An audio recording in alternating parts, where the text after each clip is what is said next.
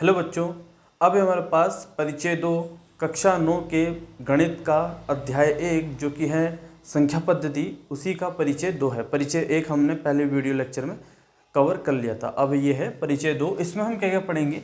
इसमें हम पढ़ेंगे वास्तविक संख्या एवं उनके दशमलव प्रसार, फिर वास्तविक संख्याओं पर संक्रियाएं, वर्गमूलों से संबंधित कुछ सर्वसमीकाएं, हर का परिमेयकरण और अंत में है घातांक नियम। ये 5 टॉपिक इस वीडियो लेक्चर में हम कवर करेंगे। अच्छे से समझेंगे कि हम ऐसा क्यों करते हैं, ऐसा इसमें क्या पढ़ते हैं, क्यों करते हैं, ऐसा ज़रूरी क्यों है। ये अच्छे से पढ़ेंगे, अच्छे से सीखेंगे, अच्छे से मैं समझाऊंगा। आप बस पूरे वीडियो लेक्चर को ध्यान से देखिएगा, ठीक। सबसे पहले हमारे पास वास्तविक संख्या एवं उनके दशमलव प्रसार। देखो, वास्तविक संख्या के कौन कौन सी होती है? वास्तविक संख्या होती है हमारे पास, पहले हमने पढ़ी थी प्राकृत संख्या, फिर हमने पढ़ी थी पूर्ण संख्या, फिर हमने पढ़ी थी पूर्णांक, फिर पढ़े थे हमने परिमेय संख्या, फिर अपरिमेय संख्या। ये सभी मिलाकर के वास्तविक संख्या कहलाती हैं। अब वास्तविक संख्या में हमने परिमेय संख्या भी पढ़ी और अपरिमेय संख्या भी पढ़ी। परिमेय संख्या और अपरिमेय संख्या में भी दशमलव प्रसार आएंगे, तो उन्हीं दशमलव प्रसार को हम कितनी कैटेगरी में बांटते हैं ये हम पढ़ेंगे कि वास्तविक संख्या का अगर दशमलव प्रसार होगा तो वो कैसे होगा। तो 2 टाइप से दशमलव प्रसार होता है। पहला वाला दशमलव प्रसार जो होगा, अगर शेषफल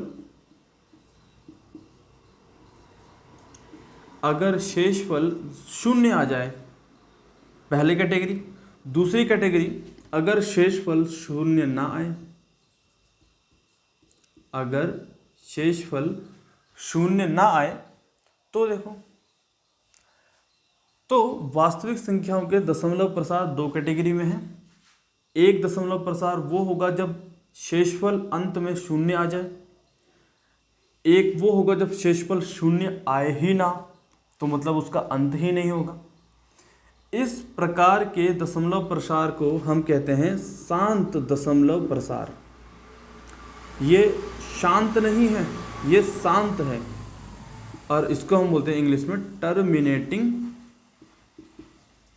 नंबर, शांत संख्या। दूसरा प्रकार का जो होता है जिसका शेषफल 0 नहीं होता, उन्हें हम बोलते हैं अनवसानी संख्याएं। अनवसानी संख्याएं, अनवसानी संख्या, इसे हम बोलते हैं non terminating number. Non terminating number, ठीक है। जिसका शेषफल 0 आ जाए वो है शांत नंबर, जिसका शेषफल 0 ना आए वो है अनवसानी नंबर। अब इसके एग्जाम्पल देख लो। शांत नंबर के एग्जाम्पल हो जाएंगे, उदाहरण हो जाएंगे 1/2, 2/5, और भी हो जाएंगे जैसे कि 21/25। ये भी एक शांत संख्या है। अनवसानी संख्या के भी उदाहरण देख लो। उदाहरण हो जाएंगे इसके, पहला हो जाएगा पाई ले लो, ये अनवसानी नंबर है, ये ख़त्म होता ही नहीं। फिर उसका 1/3, 1/9, 1/7, ये ऐसे नंबर हैं जो कभी ख़त्म होते ही नहीं, इनका शेषफल 0 आता ही नहीं। ये यहीं पे ख़त्म हो गए तो ये इनकी और कैटेगरी नहीं बनेगी। परंतु अनवसानी नंबर तो ख़त्म नहीं हो रहे, इनकी तो और कैटेगरी बनाई जा सकती है। तो ये इनकी और कैटेगरी बनती है, और ये 2 कैटेगरी में और डिवाइड होते हैं। 2 कैटेगरी इनकी और होती हैं। एक वो ऐसे नंबर होते हैं जो आवर्ती नंबर होते हैं, जो बार बार जो रिपीट होते हैं, ये रिपीट बोलते हैं इनको, रिपीटिंग नंबर। दूसरे ऐसे अनवसानी नंबर होते हैं जो रिपीट नहीं होते, जो बार बार नहीं आते, उन्हें हम बोलते हैं अनावर्ती नंबर। अनावर्ती नंबर, उन्हें हम बोलते हैं अनावर्ती नंबर, अनावर्ती संख्या। ये से हम बोलते हैं नॉन रिपीटिंग।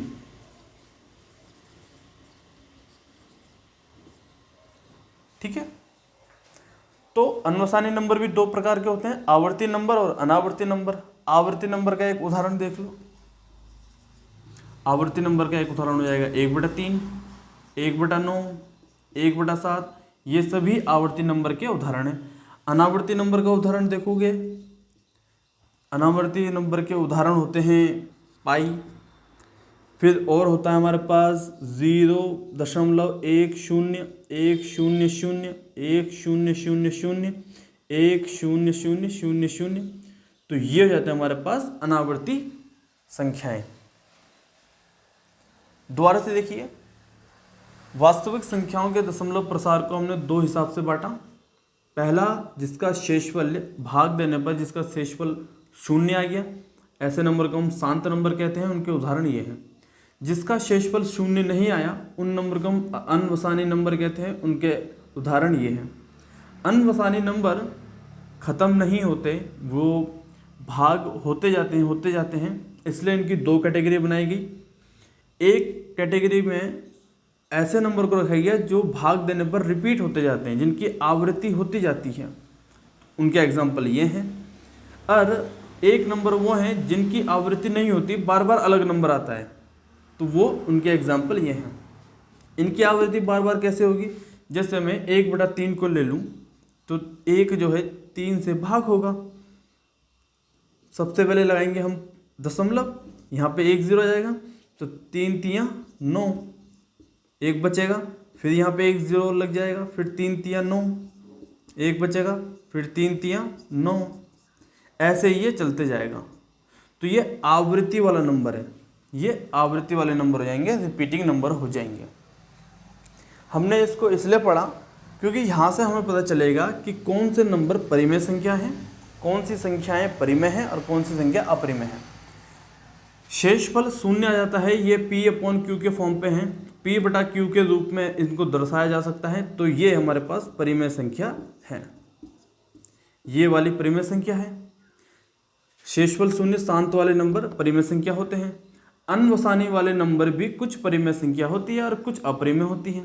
तो परिमेय संख्या कौन सी होती है, जिनकी आवृत्ति बार बार होती है, जिनकी आवृत्ति बार बार होती है, जो आवृत्ति अनवसानी नंबर होते हैं, संख्याएं होती हैं, वो P/Q के फॉर्म पे होते हैं, P/Q के रूप में लिखे जा सकते हैं, दर्शाए जा सकते हैं, इसीलिए ये परिमेय संख्या होती हैं, ये परिमेय संख्याएं होती हैं। परंतु अनावृत्ति, अनावृत्ति, अनवसानी संख्याएं को हम P/Q के रूप में नहीं दर्शा सकते, इसलिए ये अपरिमेय संख्याएं होती हैं, अपरिमेय संख्या होती है। परिमेय संख्या है तो वो अलग है, वहाँ तक परिमेय अपरिमेय, बाकी के ऊपर वाले जो नंबर है पूर्णांक हो गए, पूर्ण संख्या हो गई, प्राकृत संख्या हो गई। अब जिन दशमलव प्रसार के अनुसार शेषफल 0 तो वो परिमेय संख्या, अनवसानी आवर्ती संख्या तो परिमेय, अनवसानी अनावर्ती संख्या तो अपरिमेय। ठीक है, यही इनका प्रयोग है दशमलव प्रसार का, कि कौन सी परिमेय है और कौन सी अपरिमेय है। पहला टॉपिक हमारा क्लियर। दूसरा है वास्तविक संख्याओं पर संक्रियाएं। देखो संक्रियाएं क्या होती है, मैथमेटिकल ऑपरेशंस होते हैं। आपने कक्षा 8 में पढ़ा होगा कुछ गुणों के बारे में, आपने कक्षा 8 में पढ़ा होगा कुछ गुणों के बारे में, जैसे कि हो गया हमारे पास संवृत्त गुण, फिर हो गया हमारे पास क्रम विनिमय गुण, फिर हो गया साहचर्य गुण। ये आपने कक्षा 8 में अच्छे से पढ़ा होगा, उसको मैं पहले ठीक से बता देता हूँ, तब चलता हूँ मैं इस टॉपिक पे। वो होते क्या क्या हैं। पहला होता है हमारे पास संवृत्त गुण। संवृत्त गुण क्या कहता है कि अगर दो प्राकृत संख्याओं को जोड़ा जाए तो उनका जो उत्तर होगा, जोड़ने पर जो योग आएगा उनका, वो भी प्राकृत संख्या होगा।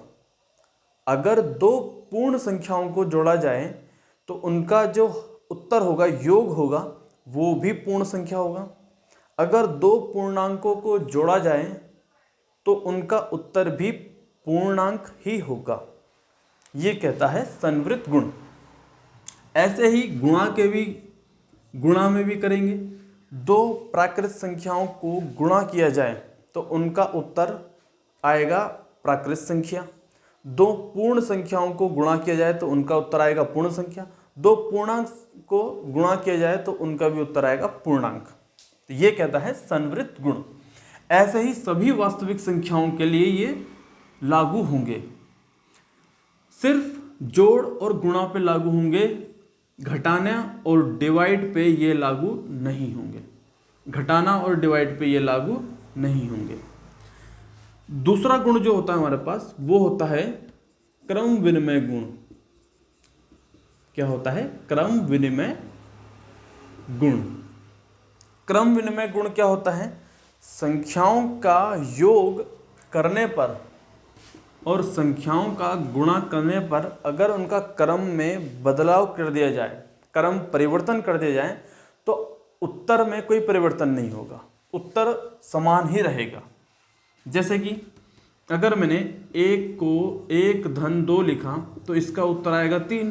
अगर मैं इनका क्रम परिवर्तन कर दूं, 2 को आगे लिख दूं, 1 को पीछे लिख दूं, 2 1 1 2 आगे, फिर धन, फिर 1 पीछे, तब भी उत्तर 3 ही होगा। ऐसा ही गुणा के केस में भी होगा, 1 गुणा 2 तो भी 2 आएगा, 2 गुणा 1 तब भी 2 आएगा।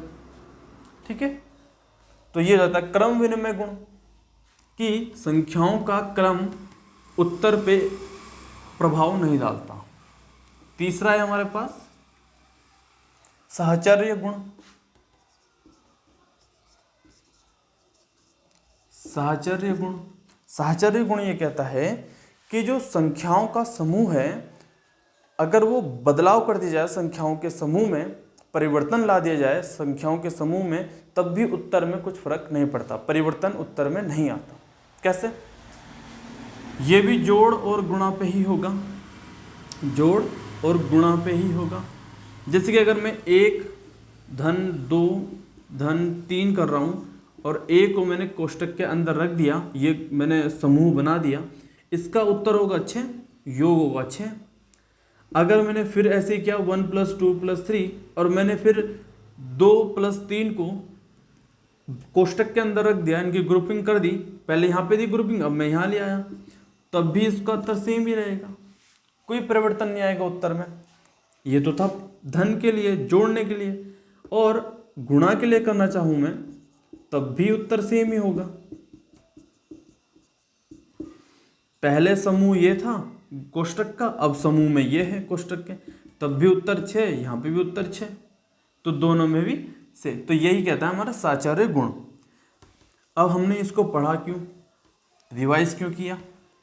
रिवाइज इसलिए किया क्योंकि ये हमें एक इम्पॉर्टेंट बात बताता है। मैंने बोला था आपको कि ये सभी वास्तविक संख्याओं के लिए ये समृद्ध गुण, क्रम विनिमय गुण, साहचर्य गुण, जोड़ और गुणा पे लागू होंगे सभी वास्तविक संख्याओं के लिए। बट परंतु ऐसा सत्य नहीं है। ये सभी के सभी प्राकृत संख्याओं पे करेंगे, लागू होंगे, पूर्ण संख्याओं पे लागू होंगे, पूर्णांकों पर लागू होंगे, परिमेय संख्याओं पर लागू होंगे, परंतु अपरिमेय संख्याओं के कुछ केसेस पर, कुछ संख्याओं पर लागू नहीं होंगे। वो कौन सी संख्याएं हैं? देखो, अगर मैं क्रम संवृत्त गुण को ले लूं, संवृत्त गुण को ले लूं, तो संवृत्त गुण ये कहता है कि दो वास्तविक संख्याओं का योग वास्तविक संख्या होता है। तो मैं कर लेता हूं, वास्तविक संख्या एक अपरिमेय संख्या भी होती है, अपरिमेय संख्या भी वास्तविक संख्या होती है।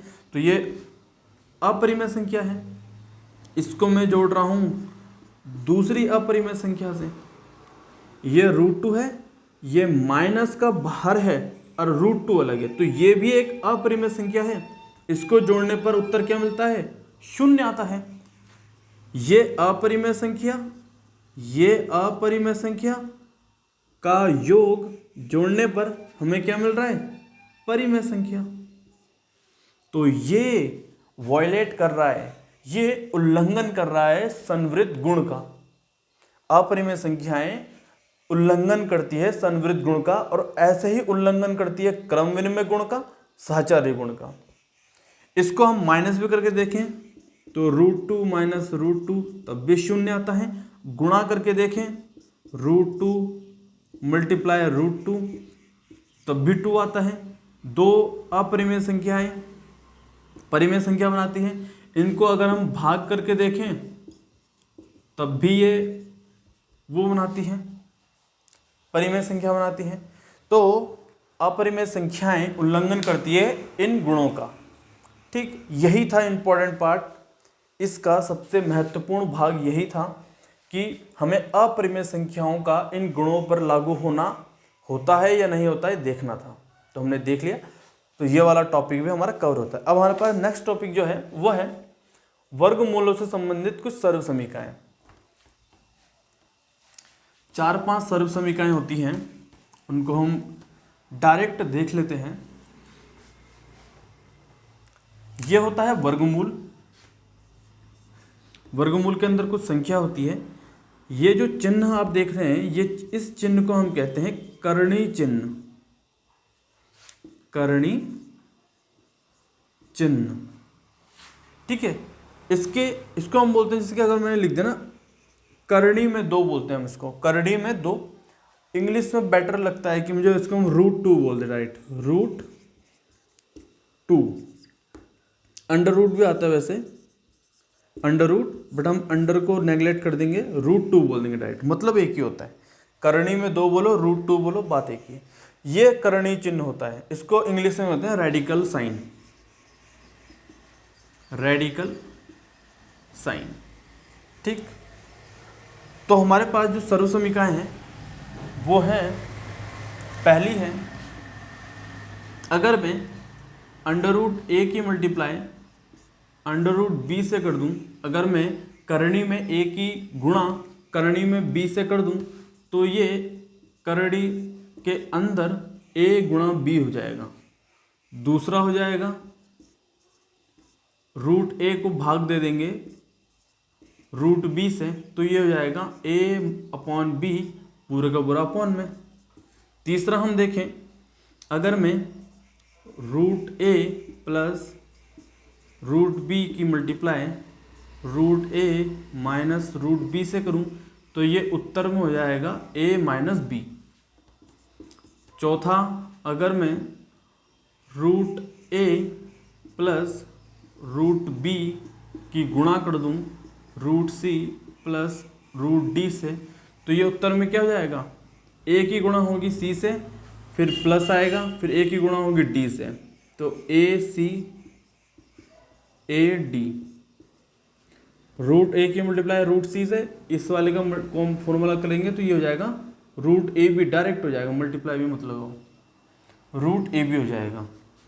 √a की मल्टीप्लाई c से तो ac, √a की मल्टीप्लाई d से, बीच में प्लस है तो ad। ऐसा ही bc प्लस bd, तो ये जाएगा bc प्लस bd। नेक्स्ट हमारे पास नेक्स्ट हो जाएगी, ये वाले ले लो, a plus √b a minus √b, तो ये हो जाएगा a² माइनस b। और अगली हम देखते हैं, फिलहाल यही है, ठीक है। बाकी अगर बचती है तो हम देख लेते हैं, उसको प्रश्नावली में देख लेंगे, ठीक है।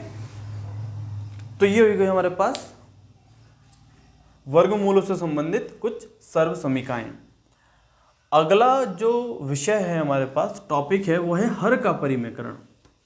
अब हर का परिमेयकरण कर तो देंगे, हर का परिमेयकरण कर तो देंगे, सिखाया भी होगा आपने, सीखा भी होगा आपने कि हर का परिमेयकरण ऐसे कर लेते हैं, वैसे कर लेते हैं।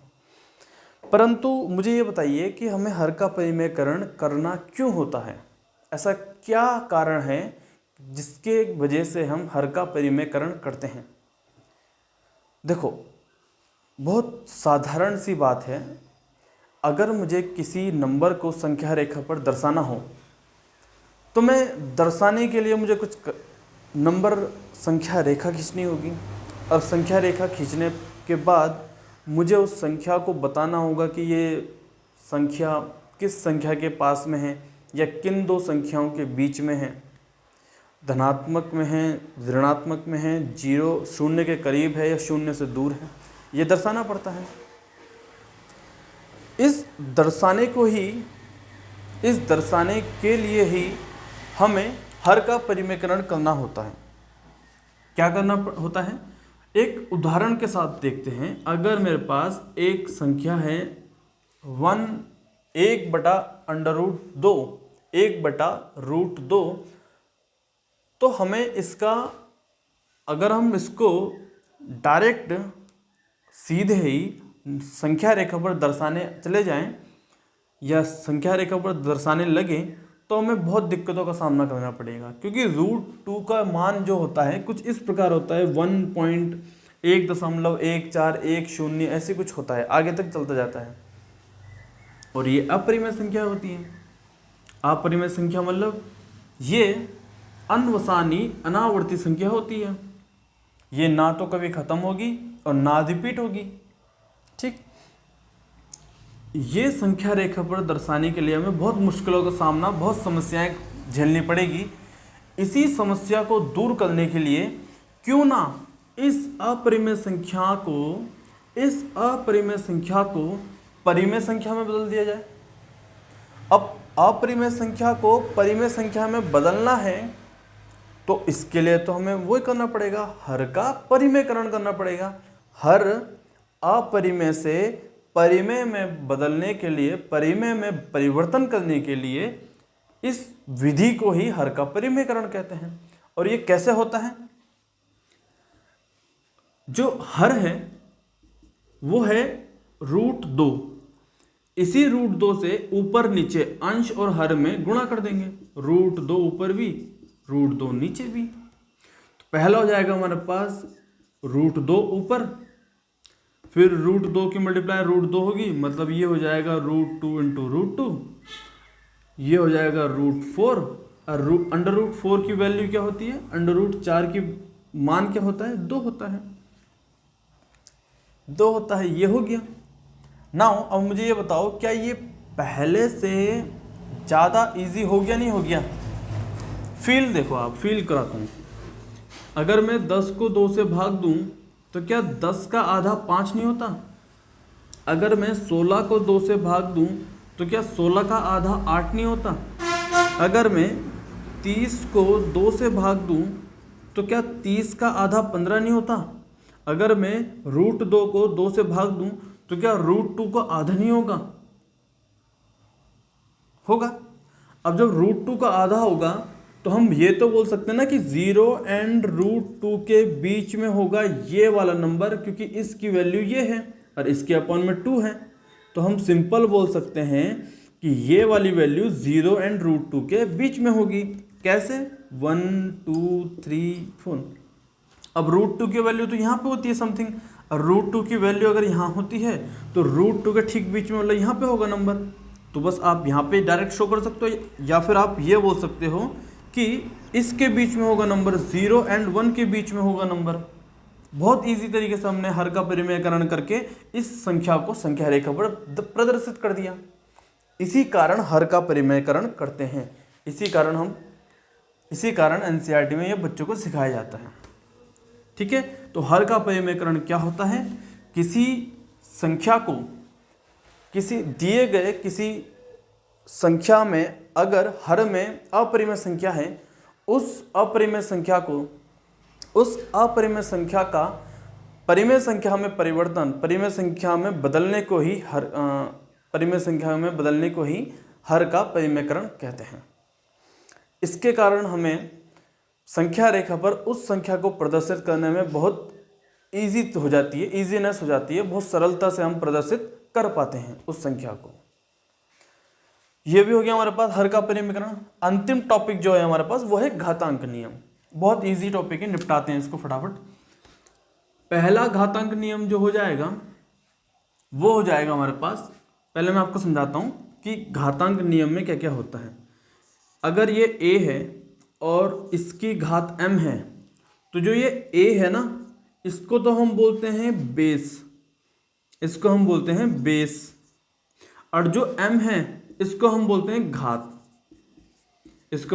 घात, या पावर।